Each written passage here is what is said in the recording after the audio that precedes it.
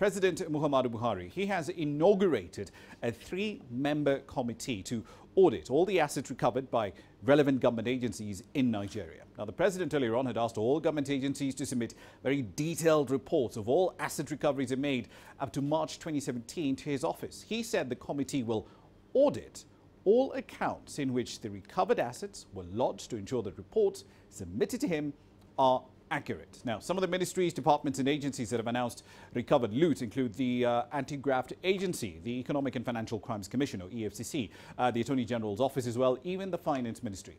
President Buhari has directed that the report be submitted to his office within 4 weeks.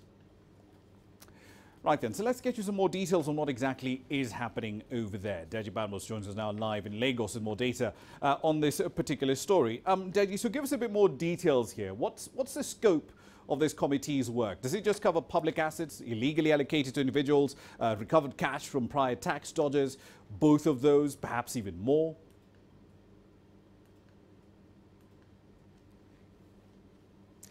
Well, Rama, it covers everything. As a matter of fact, as you know, people had been complaining before now that there's no proper documentation over this recovered looted funds, so to speak. And what the president has done with this committee is, is just a step towards that direction now, rendering a true account now of how much has been recovered.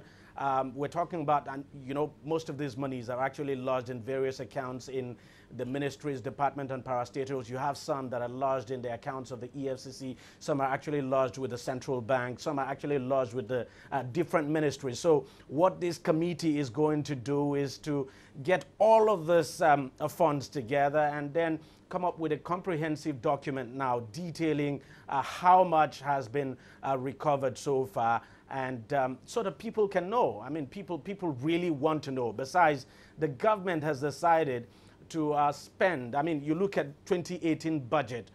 The government has budgeted around. The government expects to generate. It expects about $1.4 billion of the revenue for next year's budget now to come from looted funds. So it's just important that the government does this, and I think that's the reason why the president has decided to do this, to let people know how much has been recovered so far. Because as we speak today, Rama, even the government, the president himself, cannot confidently say how much has so far been recovered. Right, so let's go back to June 2016. The government publishes details of over $400 million in funds recovered from former government officials between May 2016 and May 2016. How much cash has been recovered through similar efforts between May last year and May this year?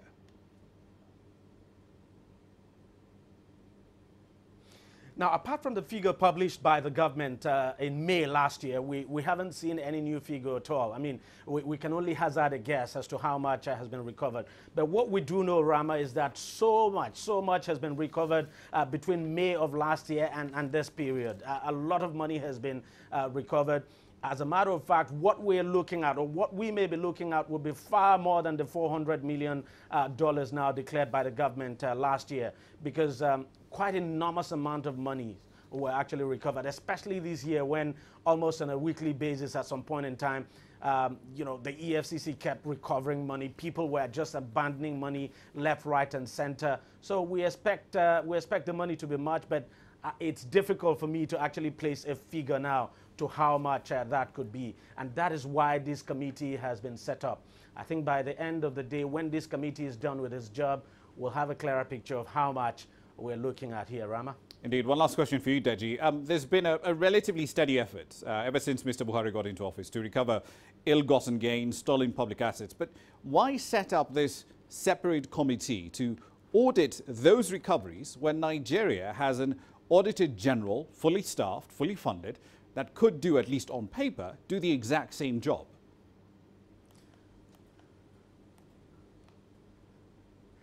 Well, you're absolutely right, Rama. There's no question at all that you would expect the Office of the Auditor General to be able to handle this. But there's a background to this, Rama.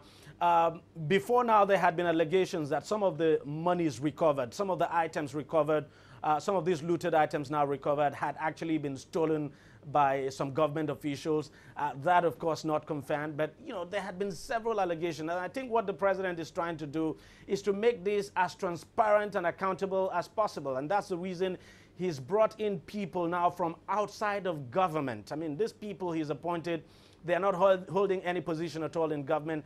They're completely outside government. So they're coming as a private individual. So I believe the president wants this process to be as transparent and accountable as possible. And that's the reason why he's leaving government officials outside of this process. Because people are really keen. People are watching this. They want to see how the process is going to go. People are eager to know how much has been recovered so far before they begin to talk about how the money will be spent. Besides, as I said earlier, $1.4 billion.